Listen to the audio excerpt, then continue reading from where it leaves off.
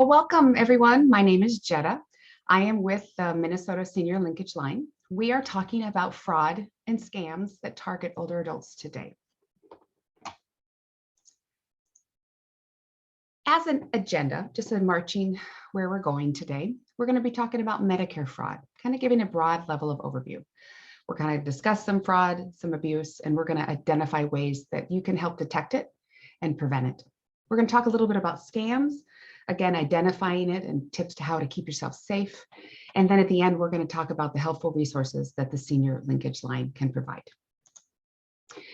As an overview, the Senior Linkage Line is a really valuable service. And as you can see on the screen, we have a number of expertise areas that assist older adults and their caregivers, as well as professionals in the field, to help advocate on behalf of older adults in the state of Minnesota.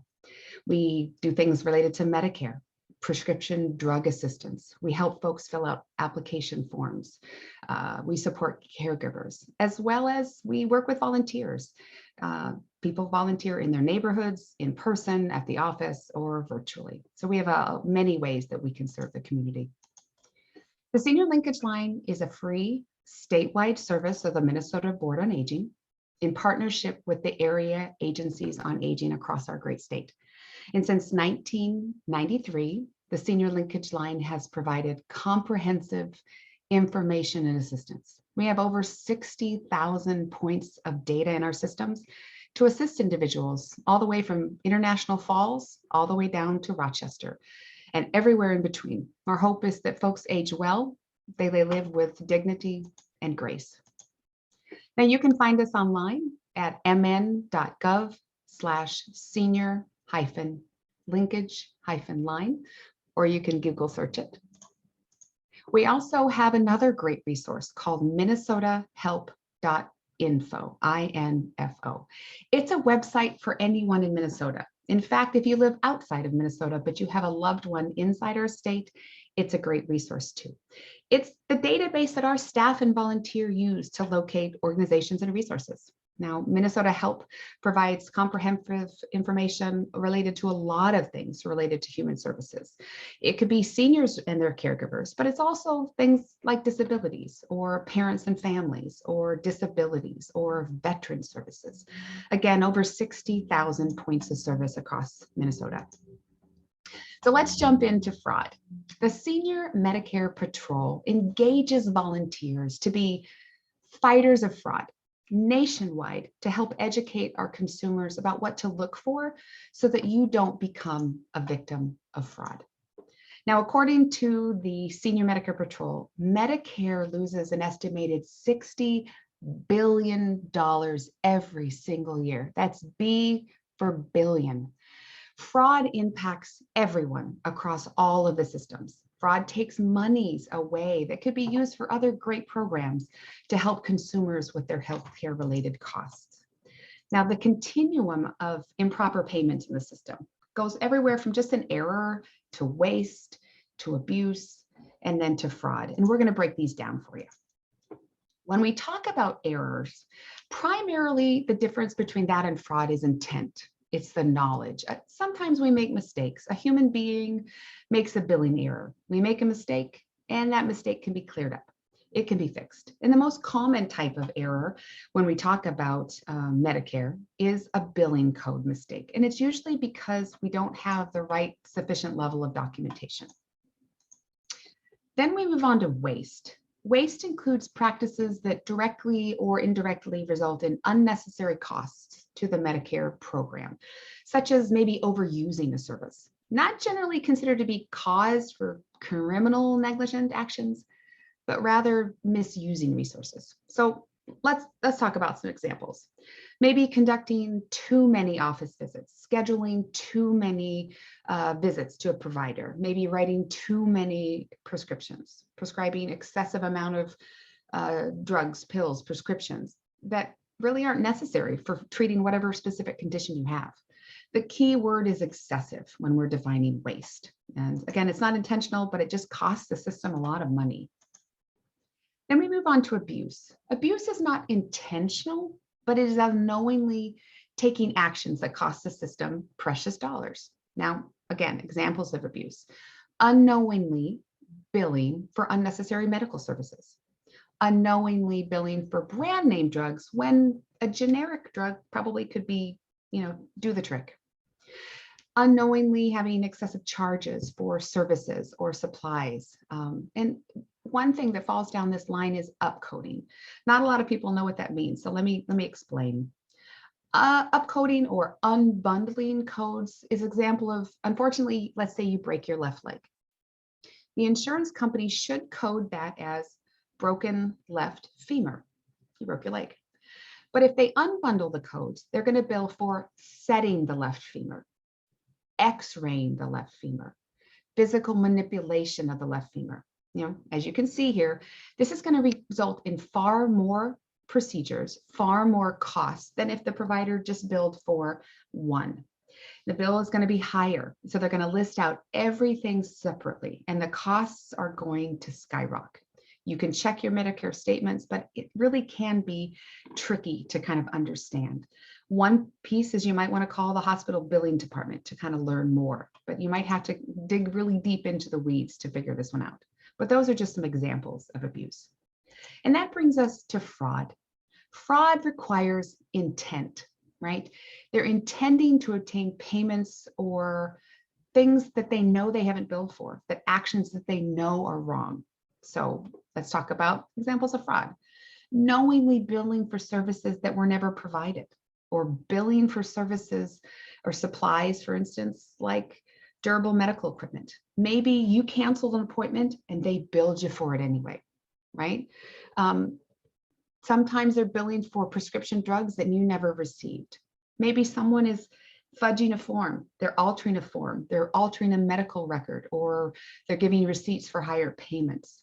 Maybe someone else is using your Medicare or your medical assistance card with or without your permission. Or finally, a company is using false information to mislead consumers into joining their Medicare plan, and they shouldn't have. These are all examples of fraud. And it doesn't take too much for us to kind of look into the world and see what's going on in terms of the headlines, right? Physician agrees to pay $118,000 to settle a Medicare billing fraud allegation.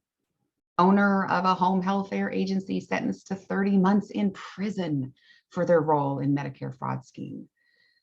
Behavioral health group pays $1 million for Medicare fraud, right? These are happening throughout the United States, and sadly, they're happening right here in Minnesota. So you might ask yourself, well, who does this? Who does this nefarious work, right? It could be anyone. It could be the doctor. It could be a healthcare provider. It could be someone who is a durable medical equipment supplier or the person who works for that supplier. It could be the employee in a company that manages our Medicare billing, or it could actually be the person with the Medicare or the medical assistance. The purpose here is that anyone can commit fraud. Now, 9 times out of 10, most people are good people and they don't do this, but it's important to know that it could be anyone along the continuum in your healthcare journey. So fraud is affecting where our money goes. The Center for Medicare and Medicaid Services oversees our system to helping us protect our taxpayer dollars, right? They're protecting the Medicare trust funds. They're protecting the supplemental parts A and part B. They're protecting the public resources. Maybe they're managing, but all that to say that there is a line of government that tries to help individuals who are older protect from fraud. Now, I'm going to kind of go through a list of areas where we often see fraud here at the Senior Linkage Line. And one of the most popular areas that is exploding is in the area of durable medical equipment, prosthetics, orthotics, and supplies. And the list of these fraud scams in these areas is extensive. And one of the most widespread fraud schemes is to supply a beneficiary, you, with a brace that you neither need nor you requested. What they try to do is grab your Medicare number by offering supplies that are free, but they're going to be taking that money from Medicare, right? And durable medical equipment, the important things to know is they cannot call you unsolicited. If you call that company and they call you back, that's fine, but they cannot just cold call you and make a sales pitch. Now, some of the potential scams in this line are that they call or they visit people saying that they represent Medicare, and they don't. They might phone you, or they might go door to door selling, these types of things and using these selling techniques. They might offer free equipment or services and ask for your Medicare number just for record keeping purposes, right? They're going to tell us, you and me, that Medicare will pay for the item or service if you provide the Medicare number. And that's not necessarily true. So there's a lot of issues related to durable medical equipment, the most of which is probably braces. People who say, we'll get you this brace, and then it's going to be covered by Medicare. But if you're not going through your medical provider, your doctor, it may not be medically necessary and it may not be covered. Now, I want to touch a little bit on another issue related to quality of care. Now, that's not technically in the lane of fraud, but what it does do is it costs the system a lot of money, and it can lead to poor outcomes for people like you and me. Examples: medication errors, being discharged from the hospital too soon. You're not ready to go home, and that's a quality of care issue. Maybe incomplete discharge instructions, so you're going home and you don't have all the information. The important thing here is that there's an organization in Minnesota that handles quality of care, and they're called Livanta. On the number on the screen is 866-815-5440. They are the designated agency that will handle these kinds of quality of care issues. So if you think that there's a medication error, or you think that you were discharged from the hospital too soon, give them a call. Now, you need to know that individual plans can't send you unwanted emails. They can't visit your home uninvited to encourage you to enroll in their plan. They can't call non-members. They can call people who are members of their plan, but if they're cold calling you, that's not okay. They can't offer you money to join their plans. They can't give you a free meal, gift with meal. They can't talk, and this is important, they can't talk about their plan in locations where people meet for healthcare, for instance, at a doctor's office or a senior living facility. If you think that you or a loved one has experienced the violations in these type of rules, you need to call the senior linkage line to report. And we're going to list that number at the end, so get your pens ready. Now, another area related to fraud is genetic testing, and it's kind of a big boom in the last 10 years, right? It's when Medicare is billed for a test or a screening that was not medically necessary, right? People are going to tell you it's that free test, and there might be a variety of tests that they use, right? It might be a screening for cancer, or a DNA testing, or hereditary cancer, or dementia, Parkinson's. You name it, they're going to want to test for it. But the most important thing is that there are certain criteria have to be met. And if they're not met, the cost for these type of tests are between $9,000 and $11,000, right? I don't have $9,000 to $11,000 to pay just because someone told me that I needed this test. You need to work through your personal doctor, your healthcare provider. If they deem this to be necessary, then you should go ahead with it if you believe that's the way to go. But important is these companies, these individuals are bad actors, and they're going to get that Medicare number and they're going to bill it. So again, if you think that you fall victim to this, never get out the Medicare number, but report it, because it's really the relationship between you and your healthcare provider that needs to make these decisions, not some random person that calls you on the phone and talks you into it. Now, medical assistance fraud is fraud within that system that pays for healthcare and long-term care. And these are examples of fraud that we talked about: billing for services that are not provided, billing for medically unnecessary services, upcoding or unbundling, like we talked about before, maybe offering kickbacks, things of that nature. Now, we talked about this in terms of Medicare. I just wanted to put this here because it's also necessary and needed to talk about it with regard to medical assistance, or Medicaid as it's known across the United States. Now, I've identified what types of fraud are possible. It's important that you take responsibility for your healthcare so that you can protect yourself and protect your information. And we're going to go for the 4 R's: record, review, report, and remember. Right? You're going to record your appointments. If it's in an electronic phone, on your phone, or maybe it's a calendar in your kitchen, writing down your appointments that you go to. After you get those bills back on your Medicare summary notice, you compare those with your calendar. Did they match up? Did I could check one for one and go through the list? And if you suspect that fraud has happened, you need to report it. That's the third R. And finally, remember, you've got to protect your personal information. That Medicare card number is yours, it's individual. That Social Security card is yours, it's individual. People who have that is just like having your bank account information. Protect that information as if your life depends on it. All right, this one's personal to me, identity theft. It is the fastest growing crime in the United States, more than 750,000 victims every year. I had this happen to me. It took me over a year to unwind all of the tentacles of the monster of identity theft. The most important thing is that this imposter is going to use your personal information, right? They're going to maybe create a phony credit card. They're going to take money from your bank account. Some people have even gotten a criminal record from issues related to identity theft. Don't let this happen to you. The best thing you can do is shred documents, anything that comes into your house, right? And you're like, well, Jetta, it's just my address and my name. That's public record.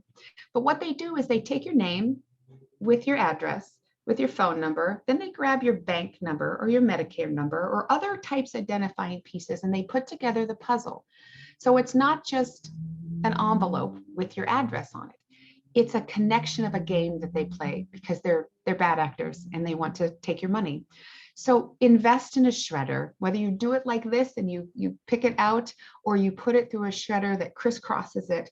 That's the best way to protect your Medicare card, your Social Security card, Medicaid, maybe other pieces related to bank notes, because becoming a victim of identity fraud is painful, it's exhausting, and it's unnecessary. You can take control of this one. Now, identity theft is, someone stealing that personal information. If you think this is happening to you, call your local police department. Not the emergency line, but the notation line. Call the police department. You might have to call the Federal Trade Commission identification theft line. You might have to, if your Medicare card is stolen or your Social Security card is stolen, that number is missing, report it to Social Security right away. That number is 800-772-1213. And the faster you can do that, the better off you will be. Now, a lot of people say, well, Jetta, how do I protect myself? We talked about shredding, whether it's private records, financial records, credit card applications, and checks. Another strategy, maybe have checks. You need to reorder them. Don't deliver them to your house.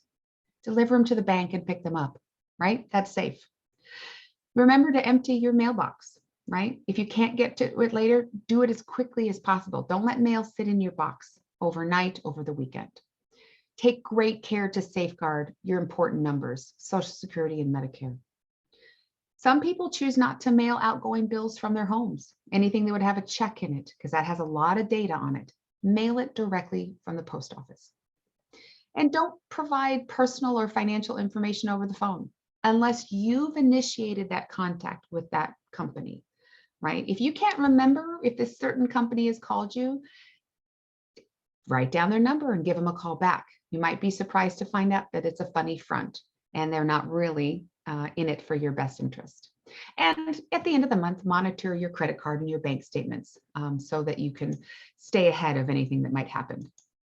Now, we know that sometimes it's going to happen. And if it does, report it, right? There's 3 companies in the United States, Equifax, Experian, and TransUnion. The numbers are on the screen. You can request a free credit report each year from each company, and that'll just give you a little peace of mind. Now, we talked about fraud, so let's turn our attention to scams. So what's a scam, Jetta?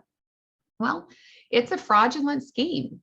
It's performed by, a dishonest individual, group, or company. They do not have your best interest at hand. They might come to you via electronic internet. They might send something in the mail. They might reach out by phone. And the most important is that there's going to be so many types of scams to keep up with. And they're just going to misrepresent themselves as someone who has skill or authority or legitimacy. So let's kind of run these one down. This is my favorite one, the grandparent scheme. In a typical grandparent scheme, this con artist, this ding dong, right? They're going to email you or they're going to call you. They're going to pose as a relative. They're going to pose as your grandchild. This grandchild is in trouble. Or maybe they actually fake the voice and it's someone claiming to represent that relative. Maybe it's a person who's an attorney for your grandchild or the police involved in something related to your grandchild, right? They're pulling on your heartstrings there, right? The relative of the grandparent explains that she's in trouble. They need the grandparent to wire money to some place to pay for bail money or lawyer's fees or hospital bills or another fictitious expense, right? People in this situation, grandparents are encouraged not to tell anyone, right? Don't tell mom, right? Don't tell my mother. I'm only calling you because you're my favorite grandparent, right? These scams rely on money being wired or sent through prepaid cards, right? iTunes, Best Buy cards, Target cards. We have to step back and think, why would the police department want an iTunes card for music, right? But you're panicked and you are emotional and you'll do anything for the love of a grandchild. If you can take a deep breath, get yourself back in a thought of mind, and ask a question that only you and that grandchild would know. Where were we last weekend together? Where did we celebrate our birthdays together last year? Where were we at a high holiday? Christmas, Easter, Hanukkah. Where were we together? What is your nickname for me? Right? These are the things that only a grandchild and a grandparent might share. And then you're going to unwind the scam of the person and wonder, why am I sending you a prepaid credit card or an iTunes card for bail? So this one is hard because it plays on your emotional strings. So let's turn our attention to counterfeit prescription drugs that are online. These prescription drugs are illegal. Let's just say that right out. They're illegal, and they may be actually hazardous to your health.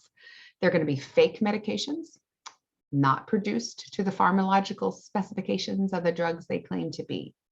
But we're desperate sometimes to find lower cost of prescriptions. But these counterfeit medications may be contaminated. They may contain the wrong ingredient or no active ingredient at all.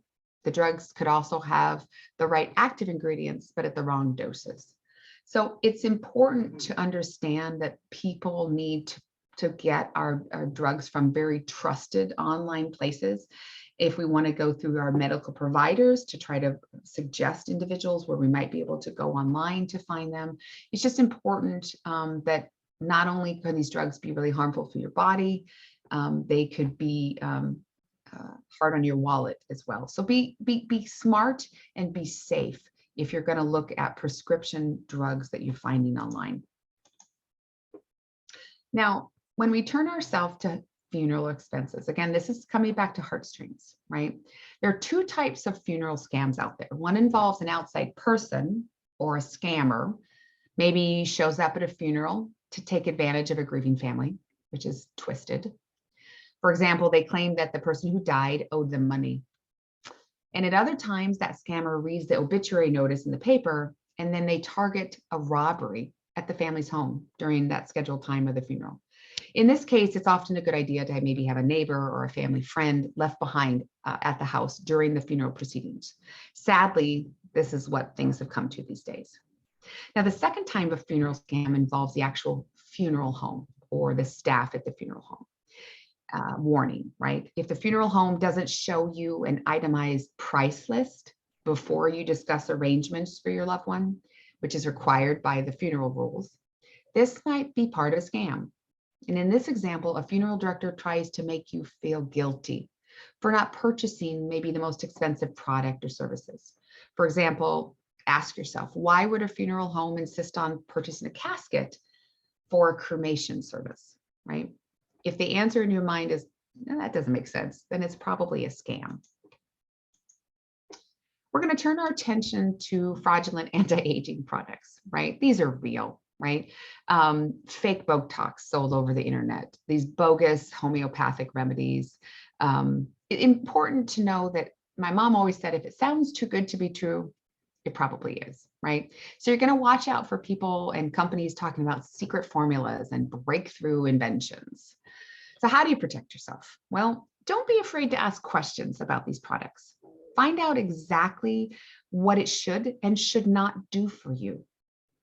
Research a product thoroughly before buying it. Consider calling the Better Business Bureau to find out if other people have complained about this product or this company. And some supplements may also react badly with the medications that you're getting for other health conditions. So always, always consult your doctor before taking any dietary or nutritional supplements.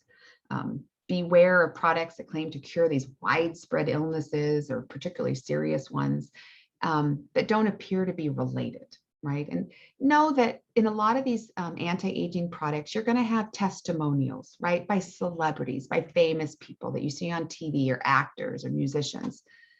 They're reading a script, right? They are getting paid for reading a script. They may not even have used these services before. So just be smart. Again, if it sounds too good to be true, it probably is.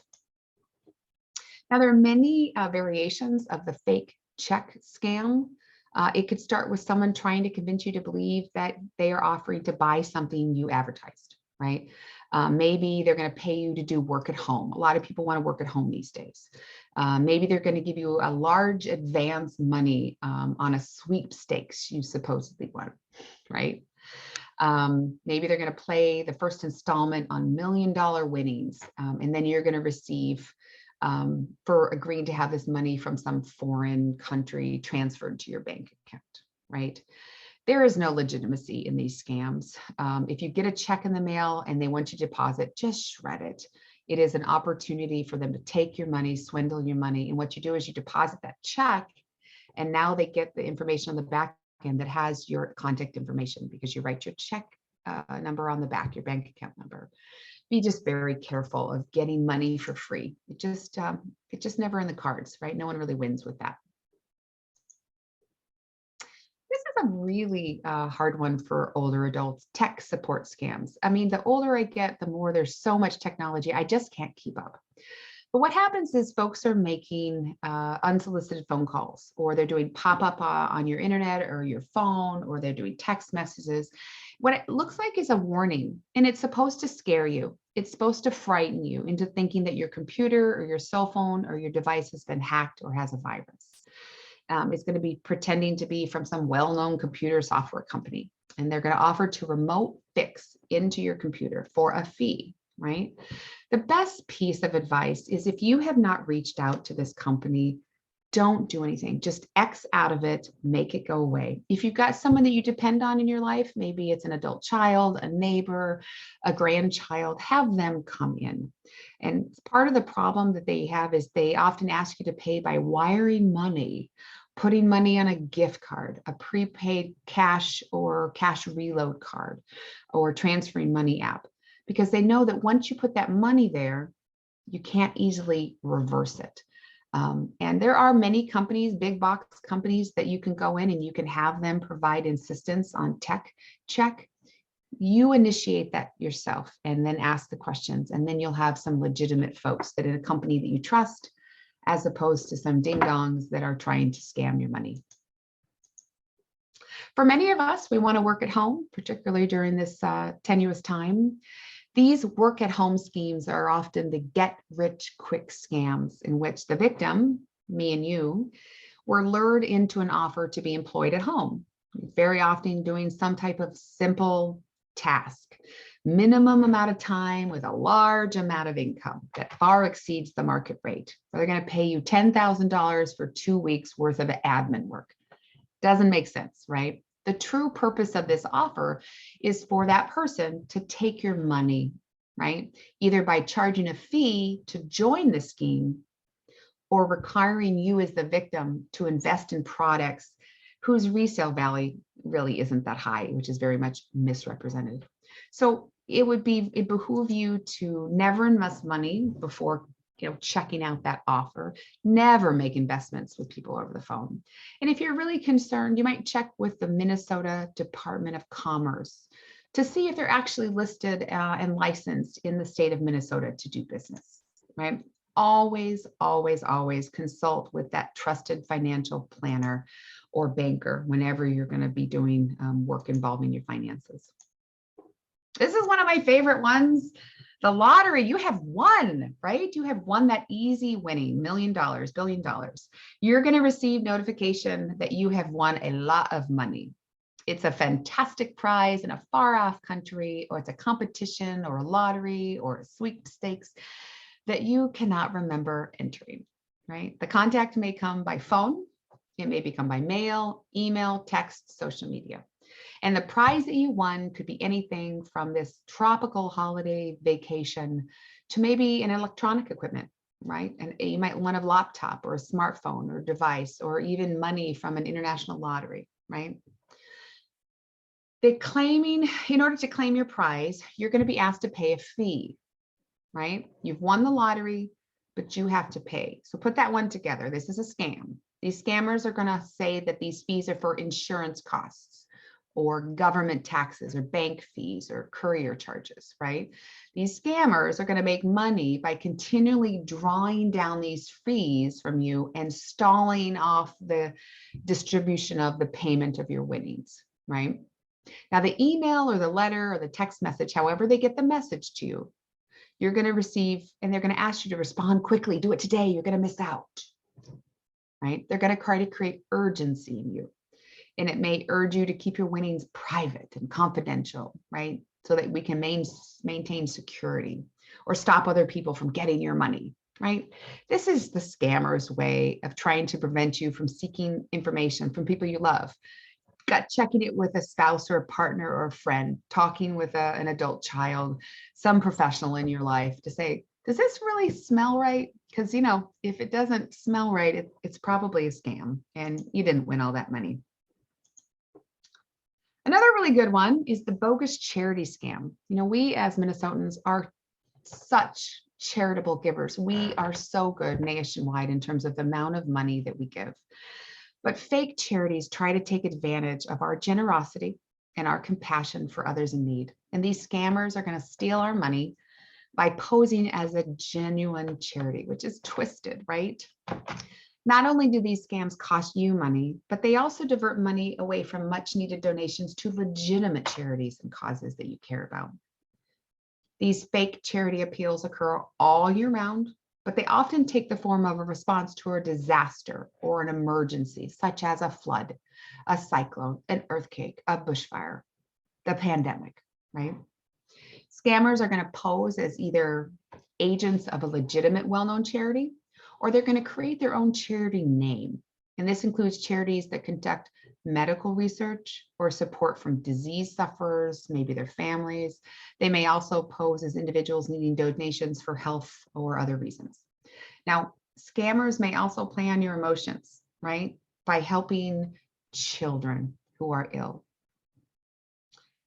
Fake charities operate in a number of different ways. You may be approached on the street, at your front door, by people collecting money.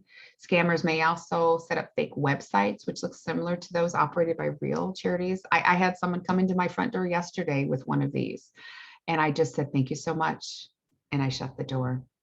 Now, some of these scammers will actually call and email you requesting it.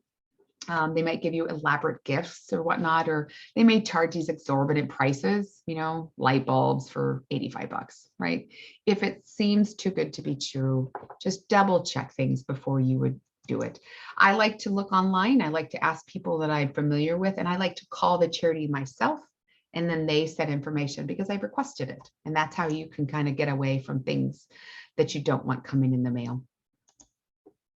The last scam I'm going to talk today about is the living trust scam. When you're making decisions about your living trust, listen to a trusted source to find a legitimate person to take care of your affairs. For example, it's a personal attorney, financial advisor, maybe a family friend. It's important to be aware, though, that there are dishonest living trust salespeople that prey on our fears that after our deaths, our life savings, our assets are going to be stolen by the government, or they're going to be stolen by predatory probate attorneys. These sales folks use high pressure tactics, deceptive claims to coerce vulnerable seniors into buying a product that many of us don't need. Seniors may be bombarded with advertisements, phone calls, pitches at the door-to-door salespeople, insisting that these living trusts are the key to eliminating problems in estate planning. This may be true for some, but for others, buying a living trust is simply a waste of your resources. And worst of all is over-reliance on trust by seniors who do not fully understand estate planning issues, or they lack clear goals and they've not sought out or received competent, unbiased advice, right? These seniors are vulnerable to exploitation by predators, including trust mill operators who use estate planning as a pretext to sell expensive and unsuitable insurance and other financial pieces. So what happens if we get ourselves wrapped up in one of these, whether it's the grandparent or it's the anti-aging or the living trust scams? What do we do? Well, the first thing we want to do is rule out errors, right? Did we make a mistake? Did the Medicare summary notice or explanation of benefits come back odd, and maybe we just need to clear it up then? You just call the provider, you call to clarify. Maybe you need to get help from your state's Medicare patrol. As I mentioned at the beginning, the senior linkage line for the state of Minnesota is your first call to help you identify and report fraud scams, deceptive healthcare practices, illegal marketing, billing issues that never happened, right? The senior linkage line, we're going to have the telephone coming up in the next couple slides, but the senior Medicare patrol has great information and resources. And at my organization at Trellis, we provide, as well as the other area agencies on aging, information on fraud, as well as train volunteers to help be the fighters of fraud. If you want more information, we'll have information at the end. So you might start with medicare.gov/fraud. You're going to have prevention tips like you've heard today, figure out how to spot fraud, and you can actually report fraud online. You can also create your own mymedicare.gov/fraud. It's a secure site. You notice that .gov, you know that that's going to be secure. You're going to manage your personal information. You might be able to track your preventative services and keep everything in one tidy place. Now, some of us get a lot of calls at night on our phones during the day. You could get on the do not call list. You could get on the do not mail list. Nationally, it's 800-382-1222 to be able to get off that call list, which is maddening that these people get our numbers. Now, it's going to take about a month to activate the process. Unfortunately, when we get on the do not mail list, it may not reduce the number of robocalls that come through, but it is a great start for where we want to go. Now, good news for us, there's something called the TRACED Act. It was passed the December of 2019. It should be making it easier for consumers to identify these robocalls. The legislation requires that these telecom carriers implement at no extra cost a number of authentication systems to prevent consumers and people to keep calling you. So we will see how this goes, but there are ways for you to get on the do not call and the do not mail list. Now, we've listed on the screen a number of telephone numbers. The most important one, I think, is at the top. I've referenced it before. It's 800-333-2433. But you can also see ways that you might be able to reach out to the Attorney General if you consider fraud and want to get to their control unit, or the Minnesota Helpline for Fraud, or the Federal Office of Inspector General, right? What we do in all of these is we're trying to educate folks. We're trying to process that request for fraud, trying to unravel the nefarious behavior that individuals have brought. Because what we need to notice is that sometimes people don't have your best interest and they're going to prey on older adults. So if you happen to be that older adult, I hope that some of the things that we talked about today are helpful. If you happen to be the adult child of the senior, there's lots of things that we can help, and we can provide information to you from the senior linkage line. But if nothing else, you've got some information here so that you know that they've got a place to turn to help report this and kind of unravel the fraud that has gone on. So I really appreciate the opportunity to talk to you a little bit about fraud. This concludes our discussion. I appreciate the opportunity. And again, at the end of the day, if you want to reach out and talk to us, the Senior Linkage Line is here to help. Thanks so much.